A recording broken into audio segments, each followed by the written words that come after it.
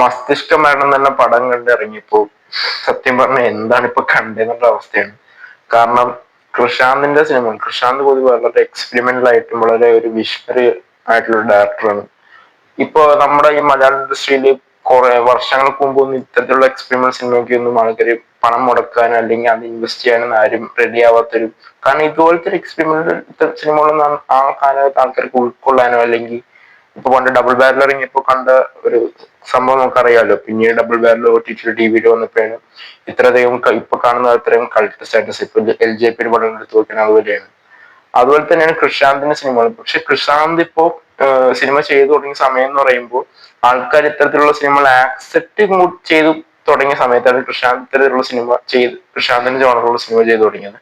അപ്പോൾ കൃഷാന്ത് ആ ഒരു ടൈം പീരീഡിൽ സിനിമ ചെയ്തുകൊണ്ട് തന്നെ കൃഷാന്തിന്റെ സിനിമകളാണ് കുറെ ആൾക്കാർ ആക്സെപ്റ്റ് ചെയ്യുകയും ചെയ്യും. അതായത് ആൾക്കാർ ആക്സെപ്റ്റ് ചെയ്യാൻ നല്ല ചാൻസ് ഉള്ളു. അതുപോലെ തന്നെ കൃഷാന്തിന്റെ വക ഒരു എന്റർടൈനർ സിനിമയും കൂടിയാണ് മസ്തിഷ്ക മരണം, ഫ്രാങ്കൻ ബൈറ്റിംഗ് ഓഫ് സൈമൺ സ്മാർട്ട്, അങ്ങനെയാണ് എന്റെ ടാഗ് ലൈൻ. അപ്പോ പടം കണ്ടു വന്നിരിക്കുകയാണ്. ഇത് ബേസിക്കലി ഒരു സൈഫൈ, ഒരു സൈബർ പങ്ക് അല്ലെങ്കിൽ എന്താ പറയാ ഒരു ഡിസ്റ്റോപ്യൻ സ്റ്റൈലിലുള്ള ഒരു സിനിമ 2040 ഇതിന്റെ കഥ നടക്കുന്നത്. പക്ഷെ ഈ സിനിമ ഷൂട്ട് ചെയ്തിരിക്കുന്ന ഹോങ്കോങ്ങിലാണ്. നമുക്ക് ആ ഒരു ഫേമസ് ആ ഒരു ബിൽഡിംഗ്, ഒരു ഹോങ്കോങ്ങിലുള്ള ഒരു അപ്പാർട്ട്മെന്റ് ഉണ്ട്, ഭയങ്കര ഒരുപാട് ഫ്ലോർസ് ഉള്ള ഒരു അപ്പാർട്ട്മെന്റ്. ആ ഒരു ഫോട്ടോ നമ്മൾ കണ്ടിട്ടുണ്ടാവും. അപ്പൊ അവിടെയാണ് ഇതിന്റെ മെയിൻ ലൊക്കേഷൻ ബിൽഡാണ്. പ്ലസ് CGI എക്സ്റ്റൻഷൻ അതെല്ലാവരും അടിപൊളി വർക്കാണ് ചെയ്തിരിക്കുന്നത്. അടിപൊളി വർക്ക്. പ്രൊഡ്യൂസർ ശരിക്കും, ആരാണോ ഇതിന്റെ പ്രൊഡ്യൂസർ അയാൾ ശരിക്കും നല്ലപോലെ ഇൻവെസ്റ്റ് ചെയ്തിട്ടുണ്ട്. പിന്നെ രജിഷ വിജയൻ, എന്റെ പൊന്നൊന്നും പറയാനില്ല. രജിഷ വിജയനാണ് ഇതിന്റെ ഒരു ഈ സിനിമയുടെ ബാക്ക് ബോൺ. രജിഷ വിജയൻ എന്ന് പറയുന്നത്, രജിഷ വിജയൻ അത്രയും കിടിലൻ അഭിനയമാണ്. ഫിദ സോമൻ എന്ന് പറഞ്ഞ ഒരു നടിയായിട്ടാണ് ഇതിന്റെ അകത്ത് വരുന്നത്. ഇപ്പോ നമ്മുടെ മലയാള ഇൻഡസ്ട്രിയിൽ നടക്കുന്ന പ്രശ്നങ്ങൾ, ചില ഒരു കോൺട്രവേഴ്ഷ്യൽ ആയിട്ടുള്ള ഒരു കേസിനെ കുറിച്ച് പറയുന്നുണ്ട്. അങ്ങനെ ഒരുപാട് സാധനങ്ങൾ ഓൺലൈൻ പാപ്പരാശി, ഓൺലൈൻ മീഡിയക്കാരൊക്കെ എടുത്തിട്ട് അലക്കുന്നുണ്ട്. ആൻഡ് കൃഷാന്ത് ഈ സിനിമയ്ക്ക് വേണ്ടി ഒരുപാട് സിനിമകളുടെ റെഫറൻസ് ഒക്കെ ചെയ്തിട്ടുണ്ട്. അപ്പൊ അത് ഈ സിനിമയുടെ ക്ലൈമാക്സിൽ അങ്ങനെ എഴുതി കാണിക്കേണ്ടത് ഏതൊക്കെ സിനിമയിൽ നിന്നാണ് ആ റെഫറൻസ് എടുത്തതെന്നൊക്കെ ഉള്ള രീതിയിലുള്ള കാര്യങ്ങളൊക്കെ. പിന്നെ വർക്കി ആണ് ഇതിന്റെ മ്യൂസിക് ചെയ്തിരിക്കുന്നത്. പിന്നെ സിനിമാറ്റോഗ്രാഫറുടെ പേര് ഞാൻ നോക്കിയില്ല, ആരായാലും കിട്ടില്ല. പിന്നെ കൃഷാന്ത് തന്നെയാണ് ഇതിന്റെ എഡിറ്റർ.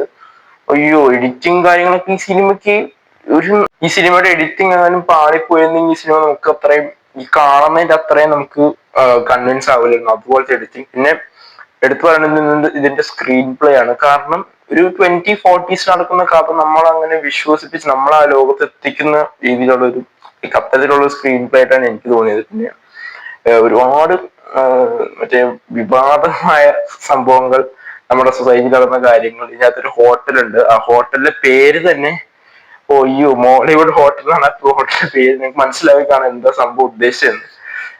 കൃഷാന്ത് ആർക്കൊക്കെ ഇട്ട് കൊടുക്കാതെ അവർക്കൊക്കെ ഇട്ട് നല്ലപോലെ കൃഷാന്ത് കൊടുത്തിട്ടുണ്ട് ഈ സിനിമയിലൂടെ. കൃഷാന്തിന്റെ ഒരു മേജർ തിയേറ്റർ റിലീസും കൂടിയാണ് ഈ സിനിമ.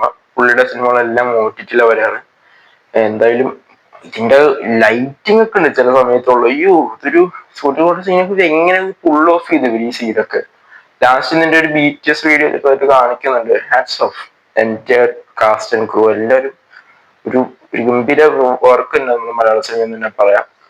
അടിപൊളി വർക്ക്, എനിക്ക് ഒരുപാട് ഇഷ്ടപ്പെട്ടു. ഇതിനകത്ത് ഒരു മോക്യുമെന്ററി രീതിയിൽ മണിയമ്പിള്ള രാജു, ഇതിന്റെ അകത്ത് മണിയമ്പിള്ള രാജു മക്കൾ, പുള്ളിക്കാരൻ ഞാൻ സംഭവ വിവരണ ക്രോണിക്കിൾസ് ഓഫ് 4.5 ഗ്യാങ് പ്രശാന്തിന്റെ എന്റെ സീരീസിൽ ഞാൻ കണ്ടായിരുന്നു. പുള്ളി അടിപൊളി ചെയ്തിട്ടുണ്ട്. പിന്നെ രാഹുൽ രാജഗോപാൽ, ഇതിന്റെ ആറാട്ടണ്ണനായിട്ടാണ് ആറാട്ടണ്ണൻ റെപ്രസെന്റ് ചെയ്യുന്നത്. പിന്നെ നന്ദു പുള്ളിന്റെ അകത്ത് ശാന്തിയുള്ള ദിനേശ്, ഇവിടെ അടുത്ത ചെറുക്കൻ തന്തേക്കാൾ മോശം പറഞ്ഞ പുള്ളിക്കാരനായിട്ട് റെപ്രസെന്റ് ചെയ്യുന്നു. പിന്നെ അങ്ങനെ ഒരുപാട് ആർട്ടിസ്റ്റുകളുണ്ട്. സിദിൻ ഷാൻ ചൈനക്കാരനാണ് എഴുതുന്നത്. നമ്മുടെ മലയാളത്തിലെ ഒരു ആക്ടറാണ്. പുള്ളി സംഘർഷ ഘടനയിലും ഉണ്ടായിരുന്നു. അതുപോലെ തന്നെ ക്രോണിക്കിൾസ് ഓഫ് 4.5 ഗ്യാങ്, ശാന്തിന്റെ മിക്ക സിനിമകളിലും പുള്ളി. അതുപോലെ തന്നെ രാഹുൽ രാജഗോപാൽ, പിന്നെ സഞ്ജു ശിവറാം ഒരു ആക്ടറായിട്ട്, പിന്നെ ദിവ്യപ്രഭ. ഈ സിനിമ ഭയങ്കര ഓവർ ദി ടോപ്പ് ആണ്. ചിലപ്പോ ചിലർക്ക് കാണുന്നത് എന്ത് കാണുന്നതിനുള്ളൊരു അവസ്ഥയിലൊക്കെ തോന്നിയേക്കാം. പക്ഷെ എന്നാൽ ചിലവർക്ക് ഈ സിനിമ ഭയങ്കരമായിട്ട് ഇഷ്ടപ്പെട്ടു. രണ്ട് എക്സ്ട്രീം ഒപ്പീനിയൻസ് എനിക്ക് ഉണ്ടാവാൻ സാധ്യതയുണ്ട്. ശരി, ഒന്നും പറയേണ്ട ആവശ്യമില്ല. പ്രത്യേകിച്ച് ആ ലൈറ്റിങ്, ആ ഒരു കളർ ഗ്രേഡിങ്, പ്രത്യേകിച്ച് നിരഞ്ജ് മണിയമ്പിള്ള രാജുവിന്റെ റൂമൊക്കെ കാണിക്കുമ്പോൾ ഉള്ള ആ ഒരു സെറ്റപ്പ് അവനൊക്കെ AI-നെയൊക്കെ കളിയാക്കുന്നുണ്ട്. പിന്നെ ശംഭു എന്നൊരു നടനുണ്ട്, പുള്ളിക്കാരൻ നന്നായിട്ട് അഭിനയിച്ചിട്ടുണ്ട്.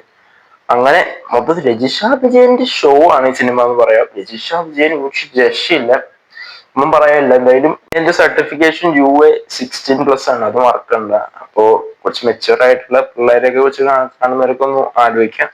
എന്തായാലും ഈ സിനിമ എനിക്ക് ഇഷ്ടപ്പെടാണ്. എനിക്ക് പേഴ്സണലി നല്ലോണം വർക്കായിട്ടുണ്ട്. ഇത് എല്ലാവർക്കും എങ്ങനെയായിരിക്കും എന്ന് അറിയത്തില്ല. ചിലർക്ക് ഇത് ഭയങ്കര, ഞാൻ നേരത്തെ പറഞ്ഞ ഒരുപാട് നല്ലോണം വെറുക്കാൻ സാധ്യതയുണ്ട്. ചിലർക്ക് നേരെ തിരിച്ച് നല്ലോണം ഇഷ്ടപ്പെടാൻ സാധ്യത. രണ്ട് എക്സ്ട്രീം ഒപ്പീനിയൻസ് വരാൻ സാധ്യതയുണ്ട്. അപ്പൊ നിങ്ങൾ ആരെങ്കിലും ഈ സിനിമ കണ്ടിട്ടുണ്ടെങ്കിൽ നിങ്ങളുടെ അഭിപ്രായം താഴെ കമന്റ് ചെയ്യും. കാണാത്തവരാണെങ്കിൽ മസ്റ്റ് ആയിട്ട് തിയേറ്ററിൽ തന്നെ പോയി കാണാം. പ്രിഫറബിളി 4K ലേസർ വിത്ത് അറ്റ്മോസ്ഫിയർ.